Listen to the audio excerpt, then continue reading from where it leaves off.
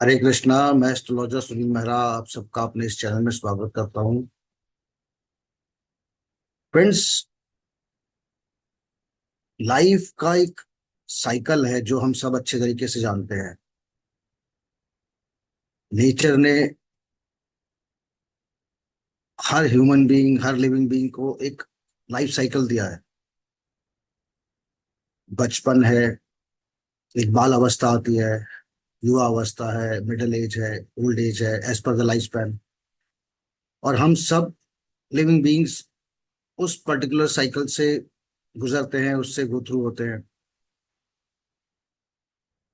जब हम अपनी लाइफ साइकिल की इस बात पे, उसके प्रोसेस को, उसके साइकिल को देखते हैं, उसमें बचपन, हमारा चाइल्डहुड आता है, हमारी एजुकेशन, हमारी हायर एजुकेशन, हमारी जॉब, हमारा बिजनेस। युवा अवस्था में आके हम अपने करियर, अपने वर्क की तरफ देखते हैं। वहां पर एक बहुत इंपॉर्टेंट फेज आता है लाइफ का, इन आवर लाइफ, जहां पर हम अपने पेरेंट्स, अपनी फैमिली, अपने ब्रदर सिस्टर्स के साथ एक लाइफ स्पैन ऑलरेडी पास कर चुके होते हैं, उनके साथ रह रहे होते हैं, लाइफ को एंजॉय कर रहे होते हैं।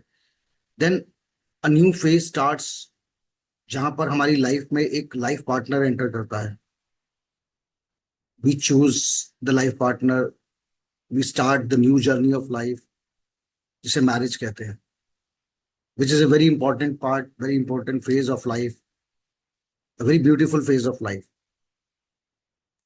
सो आज हम एस्ट्रोलॉजी में, वैदिक एस्ट्रोलॉजी में, D1 चार्ट में एक इंपॉर्टेंट हाउस की चर्चा करेंगे, उस पर डिस्कस करेंगे, जो मैरिज से रिलेट करता है, लाइफ पार्टनर से रिलेट करता है।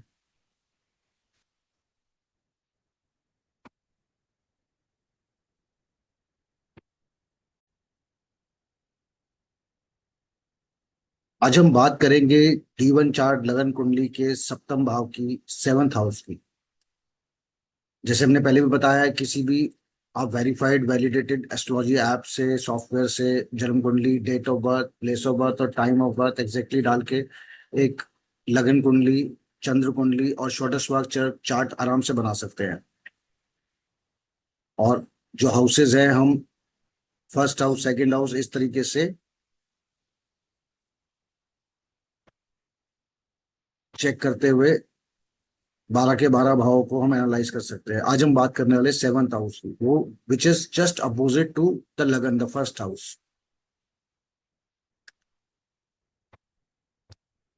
Friends, seventh house D1 chart में किस किस एस्पेक्ट्स को एस्ट्रोलॉजिकली रिलेट करता है, आज हम उस पर डिस्कस करेंगे।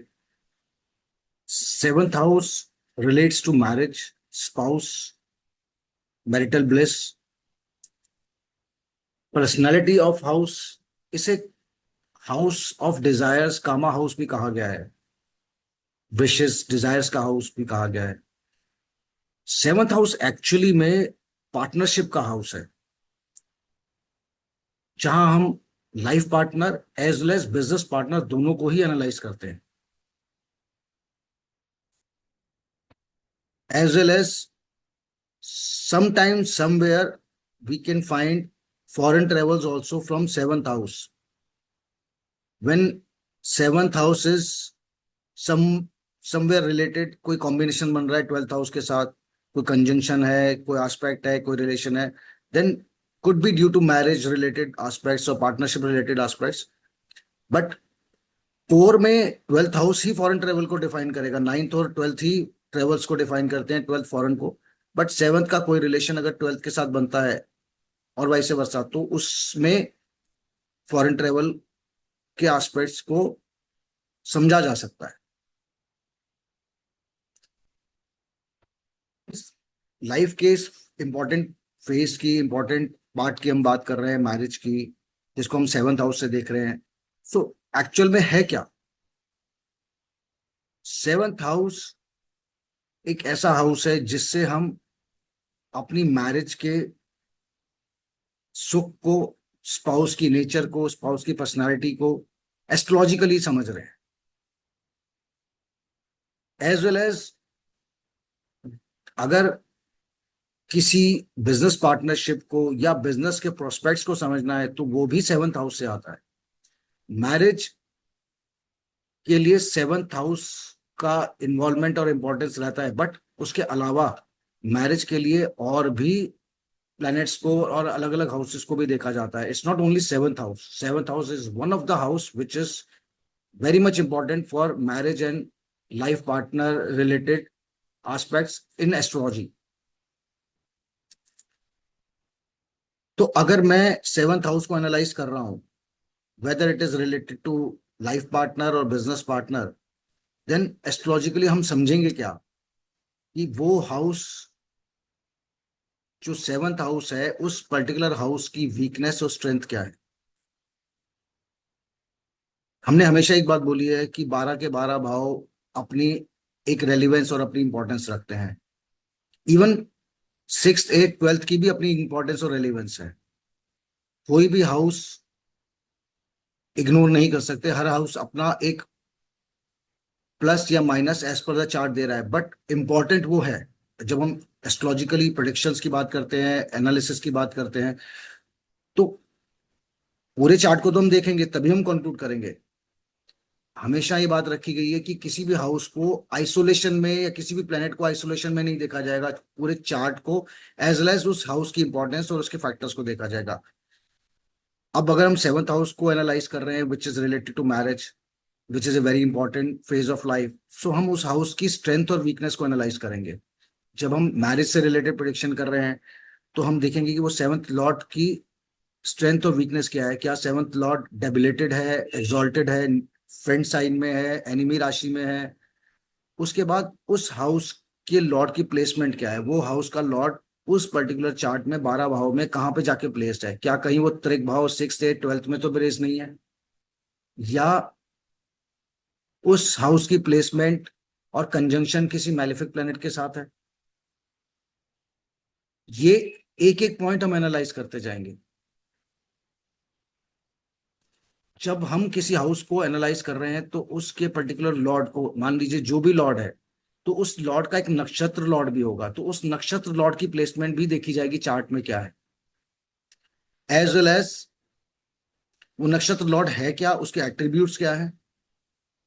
मान लीजिए कोई भी सेवंथ लॉर्ड है, अगर शुक्र है या बृहस्पति है, तो वो किस नक्षत्र में है और उस नक्षत्र के एट्रीब्यूट्स क्या है। क्या मान लीजिए वो राहु के नक्षत्र में है या चंद्रमा के नक्षत्र में है, और उसके बाद वो चंद्रमा या राहु किस हाउस में प्लेस्ड है।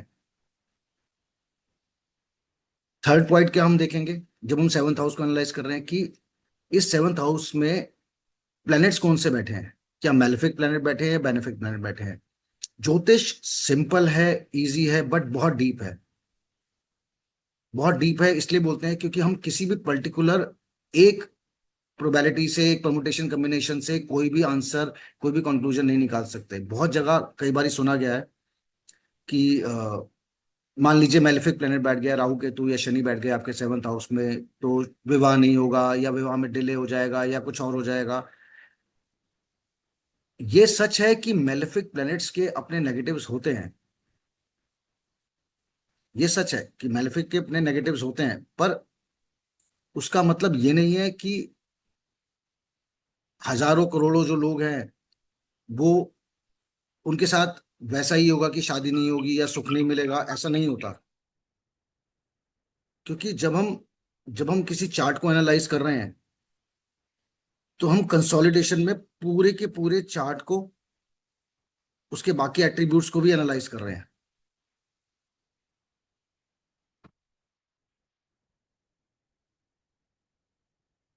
फोर्थ पॉइंट इस थर्ड पॉइंट को वैलिडेट करता है। मान लीजिए कोई मेलेफिक प्लेनेट बैठ भी गया सेवंथ हाउस में, तो वो ऑब्वियसली फॉर श्योर मेलेफिक है, तो अपने मेलेफिक एट्रीब्यूट्स और अपने मेलेफिक इफेक्ट्स को गोचर की वजह से या अपनी दशा की वजह से थोड़ा बहुत देगा। पर हाउस लॉर्ड की पोजीशन भी बहुत मैटर कर रही है कि हाउस लॉर्ड बहुत स्ट्रांग है, वो अपने सुख दे रहा है, तो ये मेलेफिक के इफेक्ट्स कम या नलिफाइड हो जाएंगे। देन आस्पेक्ट, हमने पहले भी एक वीडियो बनाया था कि जिसपे ग्रह दृष्टि के बारे में। ग्रह दृष्टि बहुत इंपॉर्टेंट आस पार्ट है ज्योतिष के अंदर, जिसमें हर प्लेनेट अलग अलग दृष्टि से अलग अलग हाउस को, अलग अलग प्लैनेट्स को देखता है एज पर देयर प्लेसमेंट। तो मान लीजिए सेवंथ हाउस पे किसी बेनिफिक प्लैनेट की दृष्टि पड़ रही है, तो वो एक सेवर का काम करेगा। तो कहीं ना कहीं अगर मेलेफिक प्लैनेट बैठा भी है तो उसके इफेक्ट्स को रिड्यूस या नलीफाइड करेगा, डिपेंड कि बेनिफिक की स्ट्रेंथ कितनी है, मेलेफिक की स्ट्रेंथ कितनी है, सेवंथ के लॉर्ड की स्ट्रेंथ कितनी है। एक और एस्पेक्ट आता है वर्गोत्तम, क्योंकि हम यहाँ सेवंथ हाउस, हम हर हाउस के बारे में डिटेल में बात करते हैं, चार्ट को कंसोलिडेशन में बात करते हैं, बट सेवंथ हाउस में एक स्पेसिफिक फेज है जिसको हम marriage, which is important part of life, उसको देख रहे हैं। तो vargottam is one of the important condition जो हर षोडश चार्ट में होगी, हर पर्टिकुलर हाउस के लिए इंपॉर्टेंट होगी। बट मैरिज के लिए भी हम उसको बहुत इंपॉर्टेंस देते हैं। मान लीजिए कोई प्लेनेट किसी पर्टिकुलर शुभ राशि में D1 में बैठा है, वही D9 में भी सेम राशि में बैठा है, तो वो एक वर्गोत्तम कैटेगरी में आ जाएगा, और अगर वो शुभ इफेक्ट्स दे रहा है तो वो और बढ़ जाएंगे। नौ सेवंथ हाउस की बात हो रही है, मैरिज की बात हो रही है, काल पुरुष पत्री में वीनस को बहुत इंपॉर्टेंट, काल पुरुष चार्ट के हिसाब से अगर हम देखा जाए तो Venus is the key planet for marriage. विवाह के सारे शुभ फलों के लिए हमें शुक्र को बहुत इंपॉर्टेंस दी गई है। तो हम शुक्र की प्लेसमेंट D1 चार्ट में, D9 चार्ट में एनालाइज करेंगे। जुपिटर, दो it is a very spiritual planet, divine planet, but functionally ये बेनिफिक प्लैनेट है। शुक्र और बृहस्पति के पोजीशन से भी हम पर्टिकुलरली विवाह सुख को एनालाइज कर सकते हैं। बट सबसे पहले जहां हम शुरू हुए थे, विच इज सेवंथ लॉर्ड, तो हम जब कंसोलिडेट कर रहे हैं किसी भी रिजल्ट को, तो हम सेवंथ लॉर्ड की बात कर रहे हैं कि सेवंथ लॉर्ड क्या करता है। वो लाइफ पार्टनर से रिलेट करता है, मैरिज से रिलेट करता है, स्पाउस के कैरेक्टरिस्टिक्स, उनके पर्सनैलिटी एक्चुअली, कि किस तरीके का उनका नेचर होगा, किस तरीके की उनकी पर्सनैलिटी होगी। ये काफी हद तक हम सेवंथ हाउस से समझ सकते हैं। अगेन आई एम रिपीटिंग कि सेवंथ हाउस से ये रिफ्लेक्शन आएगा। उसके अलावा आपकी वीनस प्लस सेवंथ हाउस के प्लेसमेंट से, कि सेवंथ हाउस कहाँ प्लेस्ड है, जिस राशि में प्लेस्ड है उसका इफेक्ट भी सेवंथ हाउस के लॉर्ड पे आएगा, प्लस सेवंथ हाउस के नक्षत्र लॉर्ड, सेवंथ हाउस का नक्षत्र लॉर्ड क्या है, कौन सा प्लेनेट है, और वो कहाँ पे प्लेस्ड है, उससे भी आएगा। तो जब हम एनालाइज करेंगे एस्ट्रोलॉजिकली, तो हम इन सारे पर्टिकुलर पॉइंट्स को कंसोलिडेट करेंगे, देन वी कैन कंक्लूड कि लाइफ पार्टनर, मैरिज ब्लिस और बिजनेस पार्टनरशिप इस व्यक्ति विशेष में एस्ट्रोलॉजिकली उसकी लाइफ में किस तरीके की रह सकती है, और सेवंथ हाउस के लॉर्ड की दशा में किस किस तरीके के रिजल्ट आ सकते हैं। जैसे हमने एक जन्म पत्री लिया है यहाँ पर उदाहरण के लिए, ये सिंह लगन की पत्री है, इससे हम इन्हीं सारे पॉइंट्स को समझेंगे। यहाँ पर 11 नंबर की राशि सेवंथ में आ रही है, विच इज कुंभ लगन यानी कि शनि। तो अब जब हमने जो पॉइंट्स अभी पीछे डिस्कस करे कि स्ट्रेंथ और वीकनेस देखेंगे सेवंथ लॉर्ड की, तो सेवंथ लॉर्ड है शनि। शनि कहाँ पे प्लेस्ड है? 4 डिग्री के सिंह राशि में, शत्रु राशि में प्लेस्ड है। ठीक है। और शनि यहाँ पर केतु के नक्षत्र में है। केतु के नक्षत्र में है तो केतु कहाँ पर है? 8th हाउस में। अब सेवंथ हाउस के रिजल्ट्स देखने के लिए हम सेवंथ हाउस के ऊपर आने वाले प्लैनेट्स के एस्पेक्ट को भी देखेंगे। हमने पोजीशन समझ ली कि शत्रु राशि में है, 4 डिग्री के हैं, किस अवस्था में वो देखेंगे, बाल है, युवा है, वृद्धावस्था है प्लेनेट की। फिर इस हाउस के ऊपर आने वाली दृष्टि, यहाँ पर शनि की अपनी मूल त्रिकोण राशि पर दृष्टि है। शनि की दृष्टि इजी नहीं होती, टफ होती है, चैलेंजेस क्रिएट करती है, बट अपने ही हाउस को देख रहे हैं तो उसको कहीं ना कहीं सेव भी करेंगे, चैलेंजेस देंगे। शनि अपनी दशा में, जब भी शनि की दशा चलेगी, शनि 10th नंबर यानी कि 6th और 7th के रिजल्ट्स देंगे। लगन में बैठे हैं, लगन से रिलेटेड भी रिफ्लेक्शन आएगा उसका। अपने हाउस को देख रहे हैं, मैरिज के हाउस को देख रहे हैं, 3rd हाउस को भी देख रहे हैं, 10th हाउस को भी देख रहे हैं, तो यहाँ पर अभी हम बात सिर्फ सेवंथ की कर रहे हैं, तो जब शनि का सेवंथ पे जो एस्पेक्ट आ रहा है, वो मैरिड लाइफ में थोड़ा सा टफनेस, थोड़ा सा चैलेंजेस क्रिएट कर सकता है ड्यूरिंग द दशा और साढ़े साथी। बट अगर वो डिसिप्लिन रहेंगे, चीजें नीट एंड क्लीन होंगी, तो सैटर्न अपने हाउस का नुकसान नहीं करेंगे। सेम टाइम यहाँ पर मंगल की भी दृष्टि पड़ रही है, मंगल की अष्टम दृष्टि। मंगल इस पत्री के लिए एक बेनिफिक प्लेनेट है, भाग्येश के लॉर्ड हैं, पर मंगल की अष्टम दृष्टि, Mangal being a very aggressive planet, you can say over energetic, या एक वायलेंट प्लेनेट कहा जाता है। वायलेंट भी इसलिए नहीं कि वो वायलेंस कराते हैं, बट एनर्जीज क्रिएट होती है मंगल से, डिपेंड की वो एनर्जी कैसे यूज होती है, प्लस या माइनस। मंगल की पॉजिटिव एनर्जी काफी कुछ अच्छा करती है, वाइल सेम टाइम अगर इट इज नेगेटिव पोजीशन के हिसाब से या डिग्री या राशि के हिसाब से, तो वो नेगेटिव भी क्रिएट करती है। अब मंगल यहाँ पर ट्वेल्थ हाउस को भी पर्सनल रिलेशनशिप के लिए, मैरिड लाइफ के लिए काफी इंपॉर्टेंस दी गई है। ट्वेल्थ हाउस में मंगल की प्लेसमेंट पर्सनल सुखों में थोड़ी सी कमी कर सकती है।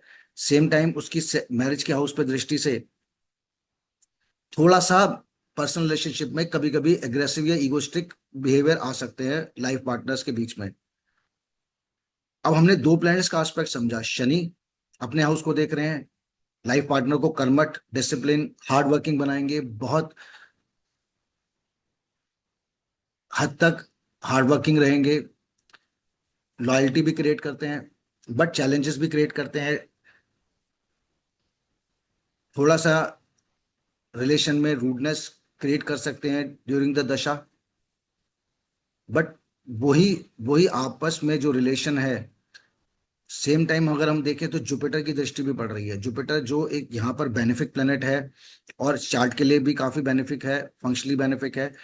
जुपिटर पंचम का लॉर्ड होके पंचम को देख रहा है, as well as seventh house को भी देख रहा है।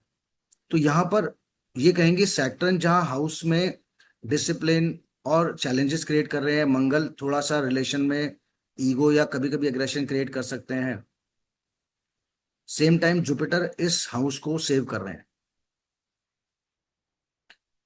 Save in the sense because Jupiter पंचम के लॉर्ड होके और चार्ट में इलेवेंथ में बैठे हैं, और शनि से भी इलेवेंथ में बैठे हैं। और ये कहा गया है कि शुभ ग्रहों की दृष्टि जिस भी हाउस और जिस भी प्लैनेट पे पड़ती है, उसमें रिजल्ट्स अच्छे देती है। तो एक सेवर काफी है इस हाउस को सेव करने के लिए। डिपेंडिंग की गोचर में बृहस्पति बहुत ज्यादा वीक या बहुत ज्यादा नेगेटिव नहीं होते, तब तक ये जुपिटर अपनी दशा में सेव करते रहेंगे। स्टिल ओवरऑल लाइफ लॉन्ग ये जुपिटर कहीं ना कहीं पॉजिटिव रिजल्ट देते रहेंगे। तो जब हम एनालाइज कर रहे हैं सेवंथ हाउस को, हमने ये समझा कि हमने प्लेनेट की वीकनेस और स्ट्रेंथ देखनी है यहाँ से। उसके बाद हमने एस्पेक्ट्स देखने हैं, शनि का एस्पेक्ट, मंगल का एस्पेक्ट, जुपिटर का एस्पेक्ट। फिर ये शनि केतु के नक्षत्र में है, तो केतु के नक्षत्र में होने के कारण शनि की दशा में कहीं ना कहीं, बिकॉज केतु अष्टम में है, तो ये व्यक्ति विशेष रिसर्च, ऑकल्ट या किसी भी तरीके के डिवाइन एक्टिविटीज में भी इन्वॉल्व हो सकते हैं। बट सेम टाइम शनि अष्टम में है, थोड़ा सा हेल्थ इश्यूज भी क्रिएट कर सकते हैं। केतु अष्टम में है, तो केतु का प्लेसमेंट बीइंग नक्षत्र लॉर्ड, थोड़ा बहुत हेल्थ इश्यूज अगर हेल्थ का ध्यान नहीं रखा जाए तो क्रिएट कर सकते हैं। तो फ्रेंड्स, हमने आज ये समझा कि जब हम सेवंथ हाउस को एनालाइज कर रहे थे, तो हमने उसकी वीकनेस, उसकी स्ट्रेंथ को समझना है। उसकी प्लेसमेंट, जैसे हमने यहाँ पे प्लेसमेंट देखी है, वो लगन में है, तो लगन में रह के डायरेक्ट अपने हाउस को देख रहे हैं, डायरेक्ट दृष्टि है, तो हाउस में लॉयल्टी, डिसिप्लिन, बट थोड़ा सा चैलेंजेस भी क्रिएट कर सकते हैं कि शनि की दृष्टि इजी नहीं होती। सेम टाइम हम सेवंथ हाउस को जब एनालाइज कर रहे थे, हमने नक्षत्र के लॉर्ड को भी समझा है। And most important which we astrologically give a very very high importance, दृष्टि। तो दृष्टि यहाँ पर तीनों प्लैनेट्स की है, बट एक प्लैनेट बेनिफिक होने के कारण वो इस हाउस को काफी हद तक पॉजिटिव रिजल्ट्स दे रहा है। अब जब हम किसी भी व्यक्ति विशेष की इस हाउस से रिलेटेड प्रोडिक्शन करने वाले हैं, तो सिर्फ चार्ट को देख के नहीं, उसकी उस समय में दशा क्या चल रही है, ट्रांजिट्स में प्लेनेट कहाँ से कहाँ पर है, उस टाइम भी रिजल्ट्स बदल जाएंगे। और डीप में जाने के लिए हम सबलॉट को भी एनालाइज कर सकते हैं, एज वेल एज, क्योंकि अगर मैरिज की बात होगी तो हम D9 चार्ट, जिसे नवांश कुंडली कहते हैं, उसके लगन, उसके सप्तम भाव को, और उसमें इस पर्टिकुलर सेवंथ हाउस के लॉर्ड की प्लेसमेंट को, इन सब चीजों को एनालाइज करेंगे, जिसके बेस पर हम ये समझ सकते हैं कि मैरिज से रिलेटेड एस्ट्रोलॉजिकली हम क्या प्रिडिक्शन कर सकते हैं। बट सेम टाइम, बिकॉज हमने सेवंथ में सिर्फ मैरिज की बात नहीं करी, हमने बिजनेस पार्टनरशिप की बात करी है। तो बिजनेस पार्टनरशिप, कई बार एक प्रश्न आता है कि सर मैं जॉब करूं या बिजनेस करूं। जॉब के लिए 10th हाउस आपको इंपॉर्टेंस देता है, D10 चार्ट का लगन, और D10 चार्ट का ही 10th हाउस भी और डीप एनालिसिस में देता है। बट अगर हम D1 से बात कर रहे हैं तो 6th हाउस को बहुत इंपॉर्टेंस दी गई है, बिकॉज ये 10th का भागेश है, 9th हाउस। मोस्टली ये देखा गया है कि 6th और 7th में कंपैरिजन किया जाता है स्ट्रेंथ का, depending on many factors. 7th house के स्ट्रांग होने पर कई बार व्यक्ति विशेष जॉब के साथ या बिना जॉब के, या डायरेक्टली बिजनेस में एंटर करता है, या बिजनेस पार्टनरशिप में एंटर करता है, या सोल बिजनेस में एंटर करता है, और डिपेंडिंग ऑन ओवरऑल चार्ट उसको सक्सेस या फेलियर उस हिसाब से मिलता है। बट 7th हाउस से हम बिजनेस और बिजनेस पार्टनरशिप को एनालाइज कर सकते हैं।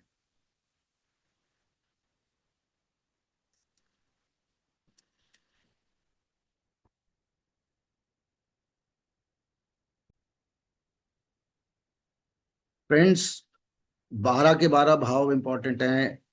ज्योतिष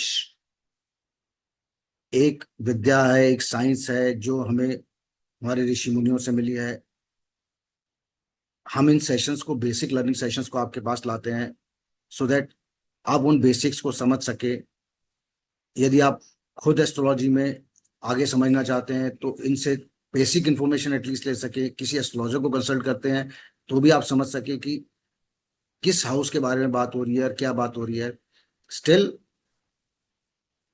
किसी भी प्रिडिक्शन, किसी भी कंक्लूजन पे जाने के लिए आपको पूरी अंडरस्टैंडिंग, पूरी डीप नॉलेज होनी जरूरी है, और पूरा डीप एनालिसिस होना जरूरी है। इवन इफ कोई एस्ट्रोलॉजर भी, नॉलेजेबल एस्ट्रोलॉजर भी करता है, तो वो सिर्फ एक हाउस, एक प्लेनेट पे प्रिडिक्शन नहीं होती। तो उसके लिए हमें ओवरऑल चार्ट को, हर हाउस को, उसके प्लेसमेंट को, उसकी राशि लॉट को, उसके नक्षत्र लॉट को, और उसके षोडश वर्ष से रिलेटेड डिविजनल चार्ट को भी एनालाइज करना पड़ता है, एज वेल एज दशा एंड गोचर। सो आशा करता हूँ आपको मेरा ये वीडियो पसंद आया होगा। चैनल को लाइक और सब्सक्राइब करना नहीं भूलेगा। हरे कृष्णा।